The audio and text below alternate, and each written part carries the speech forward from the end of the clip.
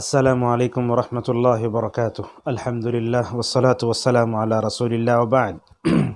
29ویں پارے میں ایک صورت ہے سورۃ المزمل، انشاءاللہ اسی کی تلاوت فجر میں ہوئی ہے، تو انشاءاللہ اس صورت سے متعلق چند باتیں ہم آپ کے سامنے رکھیں گے۔ جانتے ہیں نبی کریم صلی اللہ علیہ وسلم سورۃ العلق کی 5 آیتیں جب اتریں تو آپ صلی اللہ علیہ وسلم جو ہے نبی تھے، جیسا کہ کہا محمد بن عبد الوہاب رحمہ اللہ نے نبی بِاقرأ۔ اس کے بعد وہی چند دنوں کے لیے رکی، جس کو فترۃ الوحی کہتے، تھوڑا سا گیپ آیا۔ اس کے بعد اللہ تبارک و تعالیٰ نے نبی کریم صلی اللہ علیہ وسلم کو بڑے اچھے انداز میں پکارا، چنانچہ اللہ نے کہا کہ یا ایھا المزمل، ماشاءاللہ، کبھی فرمایا یا ایھا المدثر، اے چادر اوڑھ کر سونے والے۔ یہاں علامہ سعدی رحمہ اللہ کہتے ہیں کہ اللہ تعالیٰ نے نبی کریم صلی اللہ علیہ وسلم کو اتنے بہترین انداز میں جو ہے آواز دی، اور جبریل علیہ السلام کو دیکھ کر جب نبی کریم صلی اللہ علیہ وسلم خدیجہ کے پاس آئے تو کہنے لگے زملونی زملونی، مجھے جو ہے چادر اڑ کر سلا دو۔ تو اللہ کے نبی صلی اللہ علیہ وسلم کو بڑی تکلیف ہوئی، پہلی وحی آنے کے بعد آپ اس نبوت کے بار گراں کو اٹھاتے ہوئے بڑی مشقت محسوس کر رہے تھے، اور یہ فرما رہے تھے کہ میں کیسے اٹھا پاؤں گا اسے۔ اللہ تعالیٰ نے نبی کریم صلی اللہ علیہ وسلم کو سورۃ المزمل اور سورۃ المدثر اتار کر کے ثبات قدمی دی، جیسا کہ فرمایا وَكُلًّا نَقُصُّ عَلَيْكَ مِنْ أَنْبَاءِ الرُّسُلِ مَا نُثَبِّتُ بِهِ فُؤَادَكَ، اور کہا کہ لولا نزل علیہ القرآن جملۃ واحدہ كذلك نثبت به فؤادك ورتلناه ترتیلا۔ تو اللہ تعالیٰ نے آپ کو المدثر کہا اور جو ہے المزمل کہا، یہ آپ کے اوصاف میں سے ہیں، یہ آپ کے نام نہیں ہیں۔ بعض لوگ المزمل اور المدثر کو نبی کے ناموں میں شمار کرتے ہیں، حالانکہ نبی کے نام کتنے ہیں احادیث میں ہے، محمد، احمد، حاشر، عاقب، ماہی، نبی التوبہ، نبی الرحمہ، یہ سب نبی الملاحم سب آئے ہیں۔ تو المزمل اور مدثر نبی کے نام نہیں، نبی کے اوصاف میں سے ہیں، لہذا اس سے نام رکھ سکتے ہیں، کوئی حرج نہیں ہے۔ اللہ تعالیٰ نے اس میں 6 باتوں کی طرف اشارہ فرمایا، کہا کہ اے نبی صلی اللہ علیہ وسلم آدھی رات قیام کرو، یا ثلث کرو، یا تھوڑا قیام کرو، اور قرآن کو ٹہر ٹہر کر پڑھو، اور دن رات میں اللہ تبارک و تعالیٰ کی تسبیح بیان کرو، اور جو ہے اس کی پاکی بیان کرو، نماز پڑھتے رہو، اللہ پہ بھروسہ کرو اور اسی پر اعتماد کرو۔ کافر آپ کو ساحر کہتے ہیں، شاعر کہتے ہیں، اور آپ کو مجنون کہتے ہیں، ان سب میں ان لوگوں کی باتوں پر صبر کرو۔ اور اس کا جو دوسرا رکوع ہے اس میں کہا گیا کہ نماز لمبی اگر پڑھتے ہیں مشکل ہوتا ہے تو فقرؤ ما تیسر من القرآن، تو کیا کرو، تھوڑا ہلکا سا پڑھ لو۔ اس کا ایک ہی توقیفی نام ہے سورۃ المزمل۔ ابن عباس رضی اللہ عنہما کہتے ہیں کہ سورۃ المزمل مکہ ہی میں اتری ہے، اور اس کا دوسرا رکوع مدینہ میں اترا ہے، جیسا کہ ابن عباس رضی اللہ عنہما نے فرمایا۔ المزمل کیوں کہتے ہیں؟ نبی کریم صلی اللہ علیہ وسلم کو دعوتی میدان میں جو پریشانیاں ہوئیں، ان پریشانیوں کو ہلکا کرنے کے لیے اللہ تعالیٰ نے المزمل کہا، المدثر کہا۔ اس میں اللہ تعالیٰ نے کئی باتوں کی طرف توجہ دلائی، اس میں سب سے اہم بات یہ ہے کہ تہجد کی پابندی یہ کس کا کام ہے؟ نبیوں کا، رسولوں کا، صحابہ کا، نیک لوگوں کا کام ہے۔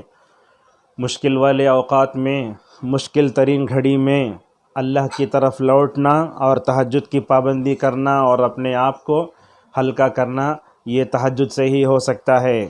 علماء کے اقوال کے مطابق اللہ کے نبی صلی اللہ علیہ وسلم پر تہجد مکی کے دور میں فرض تھی، اللہ نے بعد میں اس کو جو ہے ہلکا کر دیا۔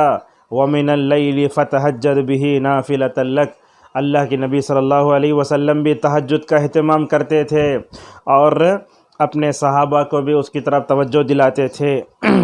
آپ صلی اللہ علیہ وسلم نے فرمایا کہ فرض نمازوں کے بعد سب سے بہترین نماز یہی تہجد کی نماز ہے۔ اللہ نے اس طرف کئی جگہ اشارہ فرمایا کہ تہجد پڑھنے والے اور تہجد نہیں پڑھنے والے برابر نہیں ہو سکتے، جیسا کہ اللہ تعالیٰ نے امن وقانت آناء اللیل کہا، هل يستوي الذین یعلمون والذین لا یعلمون۔ ایک روایت آئی ہے، اللہ کے نبی صلی اللہ علیہ وسلم جب مدینہ پہنچے تو آپ صلی اللہ علیہ وسلم نے فرمایا، کیا کہا؟ عبداللہ ابن سلام رضی اللہ عنہ کہتے ہیں مدینہ میں داخل ہوتے ہوئے اللہ کے نبی کے مبارک زبانی میں نے یہ الفاظ سنے تھے۔ کیا الفاظ سنے تھے؟ وہ الفاظ یہ تھے وَصَلُّوا بِاللَّيْلِ وَالنَّاسُ نِيَامٌ تَدْخُلُوا الْجَنَّةَ بِسَلام، کہا کہ اے لوگو رات میں جب لوگ سوتے نا اس وقت تہجد پڑھو، تم اپنے رب کی جنت میں داخل ہو جاؤ گے سلامتی کے ساتھ۔ چنانچہ اللہ تعالیٰ نے اس کا حکم کئی جگہ دیا، فرمایا کانوا قلیلا من اللیل ما یہجعون بالاسحار هم یستغفرون، کبھی فرمایا تتجافى جنوبهم عن المضاجع يدعون ربهم خوفا وطمعا ومما رزقناهم ينفقون۔ یہ تہجد نیک لوگوں کی عادت ہے۔ فرمایا رسول اللہ صلی اللہ علیہ وسلم نے علیکم بقیام اللیل فإنہ دأب الصالحین قبلکم، کہا کہ یہ تہجد کو لازم پکڑو، اس لیے کہ یہ نیک لوگوں کی عادت ہے۔ کس کی عادت ہے؟ نیک لوگوں کی عادت ہے۔ انسان کو برائیوں سے روکتی ہے، اور انسان بندے کو رب کے قریب کراتی ہے، اور انسان کو سستی سے بھی مکمل طور پر دور کرتی ہے۔ چنانچہ نبی کریم صلی اللہ علیہ وسلم بڑی ہمت والے تھے۔ اللہ نے خود اس صورت میں بتایا ان لک فی النہار سبحا طویلا، اللہ کے نبی دن بھر آپ مشغول رہتے ہیں ہمیں معلوم ہے، لیکن اس کے باوجود نبی کریم صلی اللہ علیہ وسلم تہجد کی بڑی پابندی کرتے تھے۔ حذیفہ بن یمان رضی اللہ عنہ کہتے ہیں ایک رکعت میں 6 پارے، اللہ اکبر۔ ایسی وہ بھی قرات جہاں رحمت کا ذکر آتا تو رک کر اللہ سے رحمت کا سوال کرتے، جہنم کا ذکر آتا تو جہنم سے بچنے کی دعا بھی، جہنم سے بچنے کی دعا اور جو ہے اللہ تعالیٰ سے پناہ بھی مانگتے تھے جہنم سے۔ لہذا ایک رکعت میں 6 پارے پڑھنا یہ کوئی معمولی چیز نہیں ہے۔ ابو موسیٰ اشعری رضی اللہ عنہ نے مایا عائشہ رضی اللہ عنہ سے پوچھا اللہ کے نبی کیا کرتے گھر میں؟ تو بولتے تہجد پڑھتے۔ عائشہ کو بڑا رحم آتا، نبی کے پر پھک جاتے تھے، موٹے موٹے ورم آ جاتا تھا۔ بولتی عائشہ رضی اللہ عنہ رحم کھاتے ہوئے یا رسول اللہ تعالیٰ نے آپ کو وہ چیز دی ہے جس میں کوئی نبی آپ کا جو ہے شریک نہیں ہے، کیا ہے وہ؟ اللہ نے آپ کے سارے گناہ معاف کر دیا، اگلے پچھلے، اتنے ذرا تھکانے کی کیا ضرورت ہے؟ تو اللہ کے نبی فرماتے افلا اکون عبدا شکورا، میں اللہ تعالیٰ کا شکر گزار بندہ بننا چاہتا ہوں۔ لہذا یہ جسم اللہ نے دیا ہے تو کیا کرنا چاہیے؟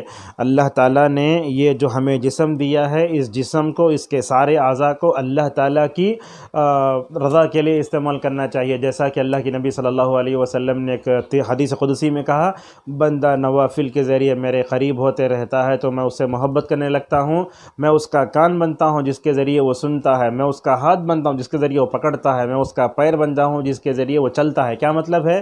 علامہ نووی رحمہ اللہ کہتے ہیں اس کا مطلب یہ ہے کہ بندہ اپنے ان تمام اعضاء کو اللہ کی رضا کی خاطر استعمال کرنے لگتا ہے، اور اعضاء کی حفاظت ہوتی ہے، جوارح کی حفاظت ہوتی ہے، اور بندہ گناہوں کی طرف نہیں جاتا۔ اللہ کے نبی صلی اللہ علیہ وسلم کے صحابہ بھی اس کا بڑا اہتمام کرتے تھے، تہجد کی پابندی بڑی پابندی کرتے تھے۔ ایک دن حضرت عبداللہ ابن عمر رضی اللہ عنہما وہ کہتے ہیں کہ میں نوجوان تھا، مسجد نبوی میں سوتا تھا، ایک دن برا خواب دکھا تو اللہ کے نبی تو ذکر کیا کہ اللہ کے نبی ابن عمر نے اپنی بہن سے کہا کہ حفصہ جاؤ اللہ کے نبی تو ذکر کرو، تو اللہ کے نبی کیا بولے؟ اس سے پہلے عبداللہ ابن عمر تہجد پڑھتے تھے نا، وہ چھوڑ ڈلے اس لیے ایسا ہو رہا۔ تو بولتے علماء تہجد پڑھنے سے برے خوابوں سے ہم محفوظ رہ سکتے ہیں ماشاءاللہ۔ تو یہ تہجد کی پابندی بہت ضروری ہے۔ حسن بصری رحمہ اللہ سے پوچھا گیا کہ یہ تہجد پڑھنے والوں کے چہرے پہ رونق کیوں ہوتی ہے؟ وہ فیئر اینڈ لولی کی بھی نہیں، وہ پونڈس پاؤڈر کی بھی نہیں، وہ بلکہ وہ الگ ہی ہوتی ہے۔ وہ کیس کیوں ہوتی ہے؟ تو کہا وہ اللہ تعالیٰ سے، رحمان سے تنہائی میں ملاقات کرتے ہیں، رات کے آخری حصے میں اللہ تعالیٰ اپنے نور ان کے چہروں پر ڈالتا ہے ماشاءاللہ۔ تو معلوم یہ ہوا تہجد کی پابندی کرنے والے لوگ الگ ہی ہوتے ہیں، ان کی دنیا ہی الگ ہوتی ہے، اور اس وقت میں دل کی جو کیفیت ہوتی ہے اور گناہوں سے بچنے کا اور اللہ تعالیٰ سے مناجات بات کرنے، قرآن پڑھنے میں جو لذت آتی ہے وہ ہر ایک کو نہیں ملتی، اور جو یہ مزہ چکھ لے شاید کوئی دنیا کی لذت اس کا مقابلہ نہیں کر سکتی، اور جس نے اس کو پا لیا وہ زندگی میں کبھی نہیں چھوڑے گا۔ اس لیے سلف صالحین اس کا بڑا اہتمام کرتے تھے۔ امام احمد کے پاس امام شافعی رحمہ اللہ ایک دن گئے تو امام احمد نے رات میں لوٹے میں پانی رکھا، صبح اٹھ کر دیکھا تو پانی ویسا ہے، فجر کی نماز کو اٹھے تو امام احمد بولے کیا یہ پانی رکھا ایسا ہے نا؟ تو بولے ایسے ہی خاموش رہا میں۔ تو امام احمد کیا بولے؟ طالب علم کے لیے یہ زیب نہیں دیتا کہ وہ تہجد کو چھوڑ دے۔ لہذا ماشاءاللہ ہم دیکھتے ہیں کہ خود مدارس میں اس بات کی توجہ ضرورت ہے، لیکن ایک بات کا خیال کرنا چاہیے کہ طلب علم پر اس کا اثر نہ پڑے. اگر طلبہ تہجد پڑھنا شروع کریں کلاس میں سو جائیں گے، ایسا نہیں، بلکہ تہجد پڑھنے سے افضل ہے علم حاصل کرنا. کبھی کبھی گھروں میں جمعرات کو یا کوئی دن جب چھٹی ہوتی ہے تو اس دن پڑھ لیں، کوئی حرج نہیں ہے. اور تہجد کی یہ نماز، تراویح اور قیام اللیل سب ایک ہی نام ہے، بس اس کی طرف توجہ دینے کی بڑی سخت ضرورت ہے. اور تہجد پڑھنے سے کیا ہوتا ہے، اللہ تبارک و تعالیٰ سارے مسائل حل کرتا ہے. آج ہم دیکھتے ہیں بیویوں میں نافرمانی، بچوں میں نافرمانی، گھروں میں لڑائی جھگڑے خوب ہوتے ہیں. ان تمام کا حل بتاتے ہوئے علماء کہتے ہیں کہ اگر ان تمام سے چھٹکارا پانا ہو تو اللہ سے اپنے تعلق کو مضبوط کرنا، اور اللہ سے اپنے تعلق کو مضبوط کرنا ہو تو سب سے بہترین ذریعہ رات کے آخری حصے میں نماز پڑھنا ہے. معاذ بن جبل رضی اللہ عنہ موت کے وقت رونے لگے، بولے ٹھنڈی راتیں آئیں، اللہ کو راضی نہیں کر سکا نماز پڑھ کے. اللہ اکبر. تو اس طریقے سے تہجد کی پابندی یہ نیک لوگوں کی صفت ہے، نیک لوگوں کی عادت ہوتی ہے، اللہ تعالیٰ سے جڑنے کا بڑا بہترین ذریعہ ہے. آج جب کہ بچوں میں بھی نافرمانی ہے اور ماحول میں خود خرابی ہے، فتنوں سے بچنے کے لیے نماز پڑھنا بہت ضروری ہے. اللہ کے نبی صلی اللہ علیہ وسلم نے خواب دیکھا، اٹھ کر فوراً ہڑبڑا کے اٹھے، بولے آسمان سے خزانے اترتے ہیں، آسمان سے فتنے اترتے ہیں، جاؤ پہلے کمرے والے کون جگہ تھا نماز پڑھنے دے. تو اس روایت سے معلوم ہوتا ہے کہ فتنوں سے اپنے آپ کو بچانے کے لیے اور اپنے آپ کو اللہ تعالیٰ کے مکمل حوالے کرنے کے لیے اس تہجد کی پابندی بہت ضروری ہے. اگر ہم یہ پڑھیں گے، ہمارے اعضاء اور جوارح دن میں اللہ کی اطاعت کریں گے، آدمی بھٹکے گا نہیں، آدمی گنہگار نہیں ہو سکتا اگر اس تہجد کی پابندی کرنا شروع کر دے. ہمارے اسلاف بھی اس کی طرف بڑی توجہ دیتے تھے.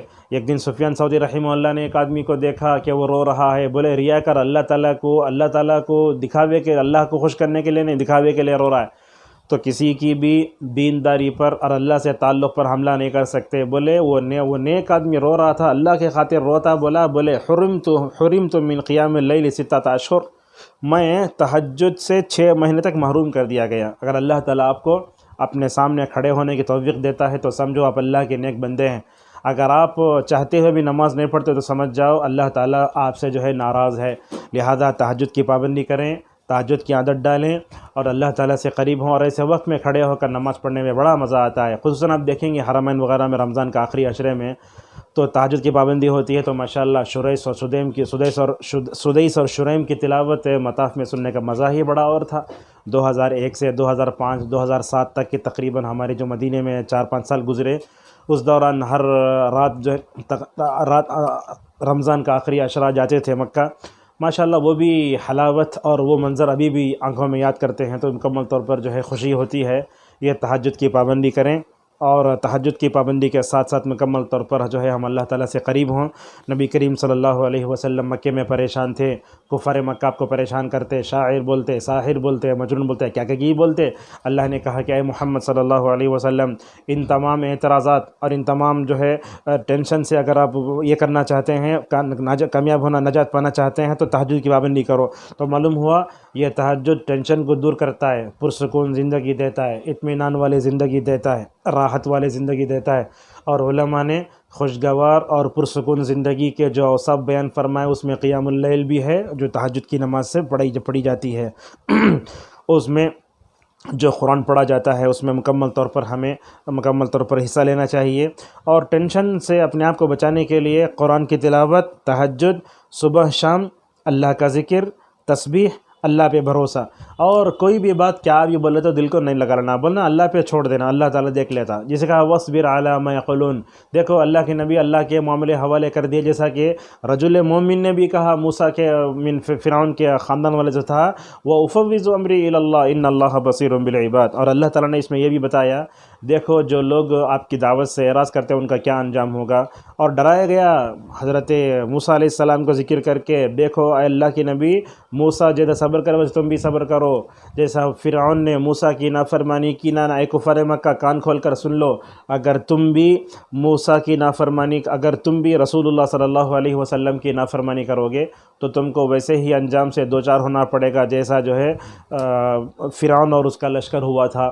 اور اس کے بعد اللہ آخر میں بتایا کہ آسان جتنا ہے اتنا قرآن پڑھیے. اور تہجد لمبی نماز پڑھنا اچھا ہے، اگر آپ جس کو جتنا یاد ہے، فَاتَّقُوا اللَّهَ مَا اسْتَطَعْتُمْ کہتے ہیں، جتنا یاد ہے اتنا پڑھنے کی کوشش کریں.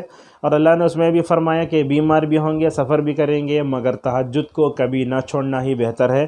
سورت کے اختتام پر بتایا گیا کہ نماز پڑھو، زکوٰۃ دو اور ہمیشہ استغفار کرتے رہو، جیسا کہ نبی کریم صلی اللہ علیہ وسلم بھی اپنی زندگی میں 100 مرتبہ، 70 مرتبہ، 80 مرتبہ استغفار کرتے تھے۔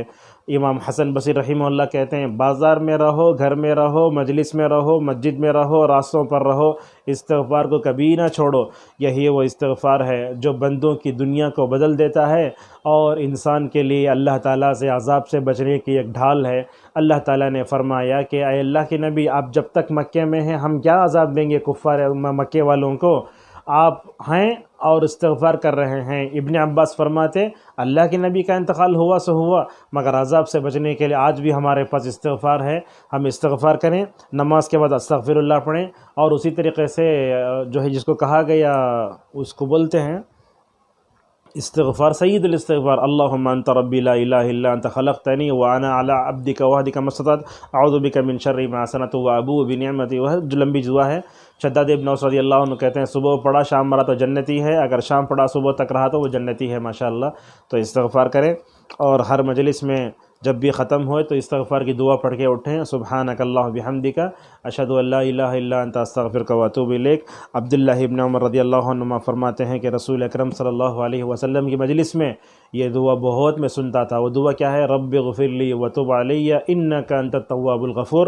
اور خود نبی کو آخری صورت میں بتایا گیا جو مکمل صورت اتری، صورت النصر، فسبح بحمد ربک واستغفرہ انہ کان توابا۔ اللہ تعالی ہم سب کو صورت المزمل میں جو پیغام دیا گیا ہے اس کو سمجھنے اور تہجد کی عادت ڈالنے اور مشکل اوقات کے وقت اللہ کی طرف رجوع کرنے اور استغفار کی پابندی کرنے والا بنائے، آمین۔ وآخر دعوانا ان الحمد للہ رب العالمین۔